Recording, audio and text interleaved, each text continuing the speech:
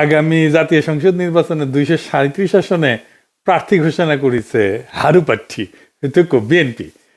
হারার আগে হারু প্রার্থী বলা ঠিক না, কিন্তু ওরা পণ করেছে হারিবেই। আমার মাঝে মাঝে অবাক লাগে, বিএনপির কি বুদ্ধি যুদ্ধি আছে এমন লোক নাই? এখন অনেকে কইতে পারেন সব বুদ্ধি গেলে আপনারই আছে আর সবাই তেজপাতা। তাহলে আসেন আমরা অঙ্ক কইসা বুঝে দেখি, কেন বিএনপি যা সিট পাইতো তার চেয়ে কম সিট পাইবে এমনি নমিনেশন ঘোষণা করায়। দুনিয়াতে যা রীতি বলে জানি তা অনেক ট্রায়াল আর এররের পরে স্ট্যাবলিশড হয়, প্রতিষ্ঠিত হয়, তারপরে সবাই মেনে চলে। যেমন ধরেন পরীক্ষার আগে গোল জিনিস খাওয়া যায় না, তাই না? আলু রসগোল্লা চমচম করলে খাওয়া যায়, চমচম খাবার পারেন, লম্বা আছে, আলু খেলে পরীক্ষার গোল্লা পাবেন। সেই রকম জাতীয় সংসদ নির্বাচনে কখন প্রার্থী ঘোষণা করা হয় তার কিন্তু একটা রীতি আছে। সেই রীতি কি এবং কেন সেই সময়ে প্রার্থী ঘোষণা করা হয়, আসেন সেটা এটা বুঝে দেখি। আমি বাংলাদেশের 4টা সাম্প্রতিক জাতীয় সংসদ নির্বাচনের প্রার্থী ঘোষণার সময়কাল ধারাবাহিকভাবে বর্ণনা করতেছি, যাতে আপনারা পুরা প্রক্রিয়াটা সময়ের ক্রম অনুসারে পরিষ্কারভাবে বুঝতে পারেন। 2008 সালের নির্বাচন, ভোটের তারিখ ছিল 29শে ডিসেম্বর 2008 সাল। তফসিল ঘোষণা হয়েছিল 24শে নভেম্বর 2008।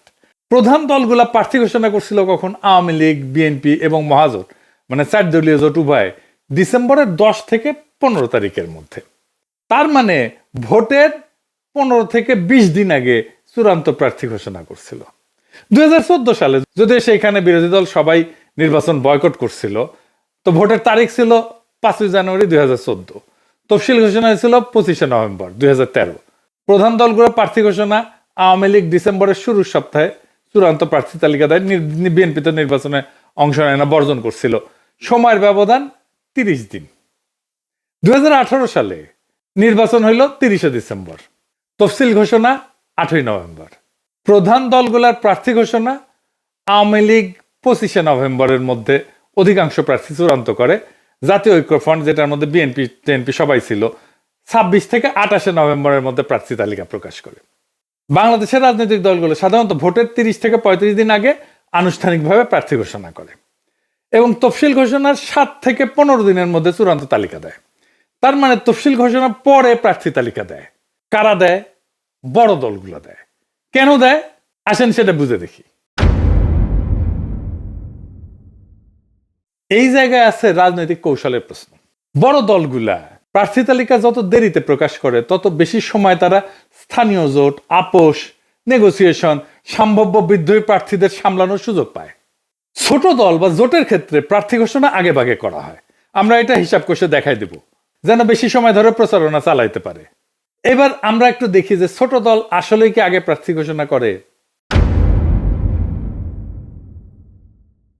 2008 সালে আমরা তো দেখছি তফসিল ঘোষণা 24শে নভেম্বর 2008, ভোটের তারিখ 29শে ডিসেম্বর 2008। ছোট দলগুলা মানে জাতীয় পার্টি এরশাদ 28শে নভেম্বরের মধ্যে অধিকাংশ প্রার্থী ঘোষণা করে। ইসলামী দল এবং বামপন্থী জোট, যেটা জাতীয় সমাজতান্ত্রিক দল, ওয়ার্কার্স পার্টি ইত্যাদি, নভেম্বরের শেষ সপ্তাহে প্রার্থী প্রকাশ করে, অর্থাৎ ভোটের 30 দিন আগে থেকে প্রচারণা শুরু করে। 2014 সালের নির্বাচনে তফসিল ঘোষণা করে 25শে নভেম্বর, ভোটের তারিখ 5 জানুয়ারি। বিএনপি ছিল না, ডিসেম্বরের শুরু থেকে 1 থেকে 5 ডিসেম্বরের মধ্যে ছোট দলগুলো প্রার্থী ঘোষণা করে 30 থেকে 35 দিন সময় আগে। 2018 সালের নির্বাচনে তফসিল ঘোষণা 8ই নভেম্বর 2018, ভোটের তারিখ 30শে ডিসেম্বর 2018। ছোট দলগুলা যেমন ইসলামী আন্দোলন, বাংলাদেশ জেএসডি, বিকল্প ধারা, গণফোরাম, ঐক্যফ্রন্ট, এগুলো নভেম্বরের 10 থেকে 20 তারিখের মধ্যে প্রার্থী তালিকা ঘোষণা করে। এরশাদ 20 নভেম্বরের মধ্যে অধিকাংশ আসনে প্রার্থী চূড়ান্ত করে। তারা ভোটের প্রায় 40 থেকে 45 দিন আগে প্রচারণা শুরু করে প্রার্থী সিলেকশন কমপ্লিট করে। তার মানে ছোট দলগুলো হিসাব করলে দেখা যাবে ভোটের প্রায় 45 থেকে 50 দিন আগে তারা মাঠে নামে এবং প্রার্থী চূড়ান্ত করে ফেলে। ছোট দলগুলা তফসিল ঘোষণা 5 থেকে 10 দিনের মধ্যে প্রার্থী ঘোষণা করে এবং ভোটের অন্তত 45 দিন আগে থেকে প্রচারণা শুরু করে দেয় তাদের প্রার্থী নিয়ে, কারণ তাদের প্রচারণা সীমিত বাজেট নির্ভর এবং ব্যক্তি নির্ভর, তাই আগে ভাগে মাঠে নামাটাই টিকে থাকার উপায়। বড় দলগুলো কেন দেরি করে প্রার্থী ঘোষণা করে এটা আরেকটু বুঝে দেখি। আগে বলছি, আবার একটু বুঝে দেখি।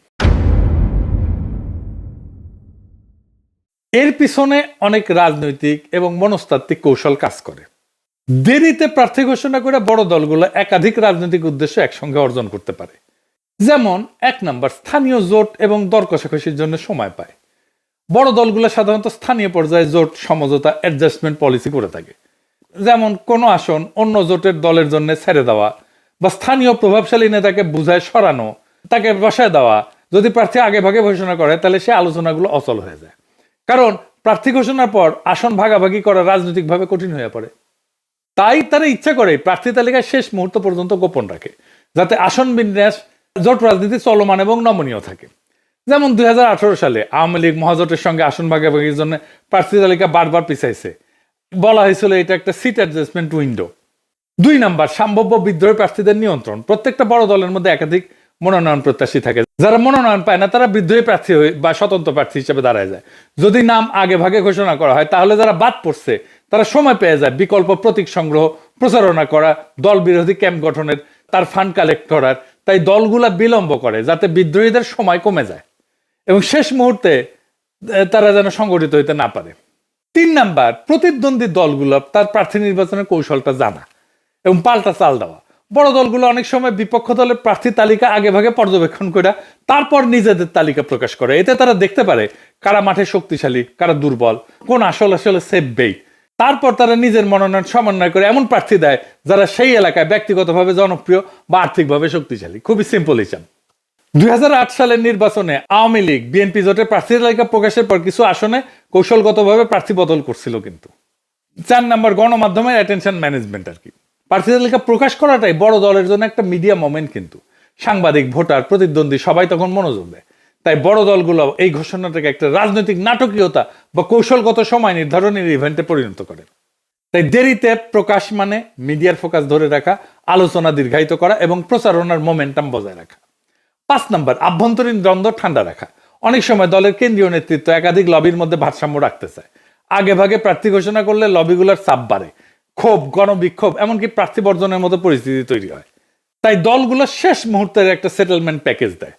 কাউকে এমপি প্রার্থী, কাউকে ভবিষ্যৎ পদ, কাউকে প্রতিশ্রুতি দেওয়া দলের ঐক্য রক্ষা করে। নির্বাচনের একটা ইকোনমি আছে। এই নির্বাচনী ইকোনমিটাকে ম্যানেজ করা, এটা প্রভাব কেনাবেচা নিয়ন্ত্রণ করা। যেমন প্রার্থী ঘোষণার পর থেকে ভোট পর্যন্ত অর্থ, প্রভাব, পৃষ্ঠপোষকতা এগুলো সক্রিয় হয়। বড় দল যত দেরিতে প্রার্থী চূড়ান্ত করে তত বেশি তারা অর্থনৈতিক প্রবাহ নিয়ন্ত্রণে রাখতে পারে, নিজেদের নিয়ন্ত্রণে। এবং মানি পলিটিক্স যেটা, এটা অনিয়ন্ত্রিত বিস্তার থাকাইতে পারে, অন্তত আংশিকভাবে। তাই বড় দলগুলোর জন্য দেরিতে প্রার্থী তালিকা প্রকাশ করা কোনো বিশৃঙ্খলা না, এটা এক ধরনের কৌশলগত টাইমিং পলিটিক্স, যেখানে সময়কে নিয়ন্ত্রণ করে তারা আভ্যন্তরীণ সংঘাত, স্থানীয় প্রতিদ্বন্দ্বিতা এবং নির্বাচনী ক্যালকুলেশন এটা নিয়ন্ত্রণ করে। তফসিল ঘোষণার দিন থেকে ভোটের দিন পর্যন্ত বড় দল টাইম ম্যানেজমেন্ট করে প্রতিদ্বন্দ্বীদের চাইতে আগায় থাকে। বিএনপি আগে প্রার্থিতা ঘোষণা করে ছোট দলের মতো আচরণ করে ফেললো, আভ্যন্তরীণ কোন্দল বাড়ায় দিল, বিদ্রোহী প্রার্থীদের সংগঠিত হওয়ার সুযোগ দিল। ধরেন কুমিল্লার হাজী আমিনুর রশিদ ইয়াসিন, কুমিল্লার 6 আসনে বিএনপির মনোনয়ন পায়নি। ওনার সমর্থকেরা রাস্তা অবরোধ করে বিক্ষোভ করতেছে, দেখেছেন স্লোগান দিচ্ছে কি দেখেন। মির্জা ফখরুল, তারেক রহমান কাউরে বাদ দিচ্ছে না। শুনান এইটা সাহেব।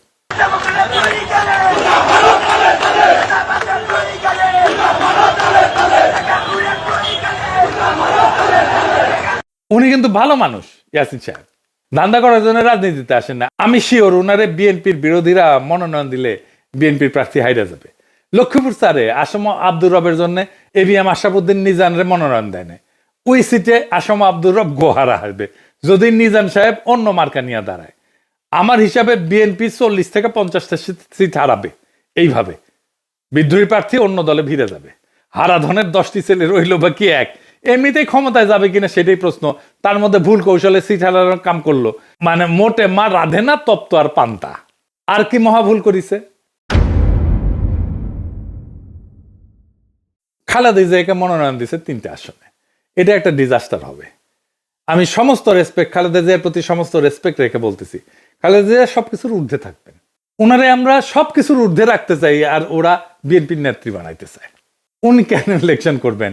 উনি প্রেসিডেন্ট হবেন বাংলাদেশে। বিএনপি বাদেও যে কোনো দল ক্ষমতা আসলে খালেদা জিয়া প্রেসিডেন্ট হিসেবে প্রথম পছন্দ থাকতেন। উনাকে উনার শরীরের এই অবস্থায় ইলেকশনে নামাইয়া তো বিএনপি তার দুর্বলতা প্রকাশ করলো। মানে ম্যাডাম তো গত 14 মাসে কোনো পলিটিক্যাল কাজে যুক্ত ছিলেন না। উনি সেরিমোনিয়াল প্রেজেন্সে যেখানে দরকার সেখানে থাকবেন, যেখানে শারীরিক সক্ষমতা লাগে সেখানে ওনাকে টাইনে আনা তো মোটেই ঠিক না। উনি কি সংসদের মিটিং এ থাকতে পারবেন? পারবেন না। উনি কি এলাকায় যাইতে পারবেন? পারবেন না। এমনকি উনি কি 3টা এলাকায় গিয়ে একটা করে নির্বাচনী সভা করতে পারবেন? পারবেন না। এমপি হওয়ার কাজ তো সিরিয়াস ফিজিক্যাল স্ট্যামিনার কাজ। তাহলে বিএনপি কেন ওনারে ভোটে দাঁড় করাইলো? করুণা বা সিম্প্যাথি ভোট পাওয়ার জন্য। করুণা পাবে কিন্তু ভোট পাবে না। করুণা দিয়ে ভোট পাওয়া যায় না। এটা একটা ব্লান্ডার। খালেদা জিয়ার প্রতি সম্মান, ভালোবাসা, শ্রদ্ধা থাকলেও মানুষ ভোট দিবে না। সে একজন কর্মক্ষম নেতা চায়। সে এমন নেতা চায় না যে শারীরিকভাবে দুর্বল। খালেদা জিয়া কখনো হারেন নাই। বিএনপি উনারে হারিয়ে যাওয়ার ব্যবস্থা করছে। আমি আজ কইয়া গেলাম, মিলাই নিয়েন। উনি যতগুলো সিটে আগে দাঁড়াইতেন সবগুলোতে জিততেন। উনি এইবার 3টা সিটেই জিতে আসতে পারবেন না। আমার কথাটা মিথ্যা হইলে আমি সবচেয়ে খুশি হইতাম, কিন্তু তা হইবে না। এই বুদ্ধি কার মাথা থেকে আসছে কে জানে। ও যার মাথা থেকে আসছে ওরা খুঁজে বের করা দরকার। ওরা ইলন মাস্ক কেন টোকায় না? ওর টোকায় নিয়ে যাওয়া দরকার। ওর তো বাংলাদেশ ওর জায়গা না। আর কি ভুল করিছে? ফজা পাগলারে নমিনেশন দিছে। ফজা পাগলার মতো যত পাগলামো, মুজিব বন্দনা, আওয়ামী রাজনীতি সবকিছু ওন করিছে। আর এক মুজিব সানা হাবিবুর রহমান, হাবিবুরও নমিনেশন দিছে। মানে মুজিব সানাদের পুনর্বাসন করেছে শক্তভাবে, যেন আওয়ামী ন্যারেটিভ চালাইতে পারে। মাদারীপুর একে একটা কাঁচা গুড়ে নমিনেশন দিচ্ছে। দেখেন ছবি, দেখান এডিটর সাহেব, দেখেছেন। এবার ভিডিও দেখেন। ধন্যবাদ জানাচ্ছি, আমাদের সকলকে ধন্যবাদ জানাচ্ছি। সবাই ভালো থাকবেন। তারেক রহমান জিন্দাবাদ, ম্যাডাম খালেদা জিয়া জিন্দাবাদ, জিয়া রহমান শহীদ হোক, জয় বাংলা। দেখেছেন কাক নমিনেশন দিছে, ক্যাঙ্কা নমিনেশন দিছে। এই নমিনেশনে বিএনপির হারা আরো কাশা আসছে। এইটা সাহেব এটা চাকভুম গানবি। না হাঙ্কারে না দুঃখ পাওয়া উচিত। দুঃখ আপনারাও দুঃখ ভাব করেন। এইটা সাহেব সানাই বাঁচবি, দুঃখের সুর। আর হ্যাঁ, শেখ রুমিনুর রহমান নমিনেশন পায় নাই, এজন্য খুশি হয়েন না। ওই উচ্চ কক্ষে যাবি, সাথে জামাই কোটার বুদ্ধিজীবীও যাবি, ডাক্তার জাহিদ যাবি, তাসনিম খলিল যাবি, লিগে রেখেন। আজকে কয়ে দিলাম, বিএনপি সরকার গঠন করুক বা না করুক, কিছু সিট তো পাবে উচ্চ কক্ষে। সেই উচ্চ সিটগুলা এদের বসাবে।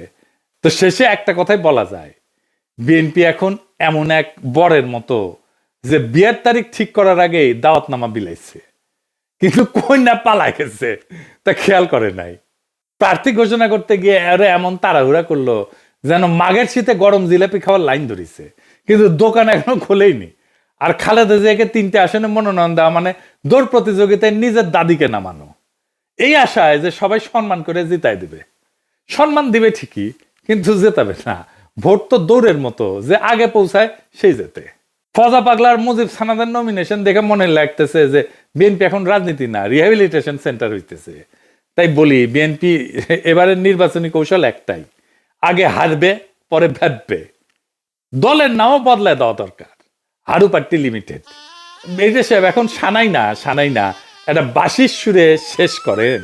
হ্যাঁ, আর একটা গান গাই আমি। ওই যে আরো দিন তো গেল, সন্ধ্যা হলো, পার করে কে তোরে।